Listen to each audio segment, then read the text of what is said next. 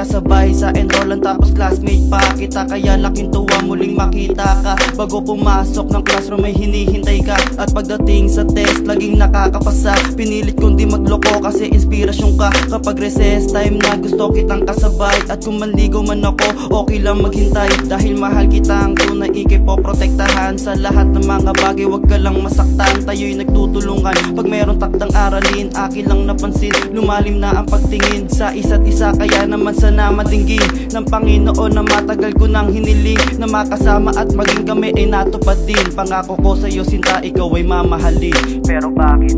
Nilimot mo na, nilimot mo na, nilimot mo ako'y nilimot mo na, nilimot mo na, nilimot mo, kinalimutan na pati ang pag-ibig ko. Nakapagtapos ng pag-aaral ngunit merong sagabal. Sa ibang bansa ka na mag-aaral ng kolehiyo, sabi ng magulang mo. Kaya biglang nagulat at napaluhan na lang ako. Pero nagpakatatag dahilan nagmamahalan. Walang makakasira na kahit na sino man. At nung ikaw ay nagpaalam na dun na maninirahan. Long distance relationship ang ating kailangan. Bini-PM sa FB, minsan tinatawagan. Kwentuhan, lambingan, iyakan at tawanan. Pinapawi nito ang ating kalungkutan. Pagbalik mo sa Pinas ay aking inaasahan. Dahil tayo nagsumpaan sa isa't isa na di mawawala ang relasyon na ating ginawa. At nung nakabalik ka na muling nasilayan ka, kung may nagawang mali ako'y mapapatawad ba? Dahil baka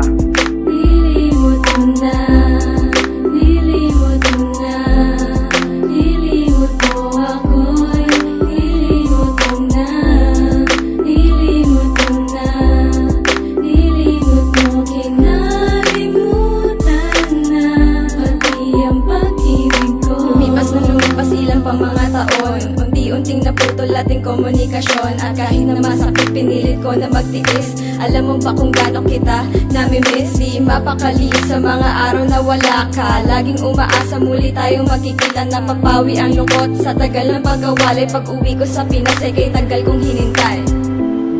Nilimot mo na, nilimot mo na, nilimot mo ako'y nilimot mo na. Sa sobrang tuwa ay agad kang binisita. Di ko akalain ganito ang makikita. Hawak mo kanyang kamay, kayo ay masaya. Hindi ko na napigil luha sa aking mata. At ang pagmamahalang matagal na iningatan ay di ko binitawan kahit na nahihirapan.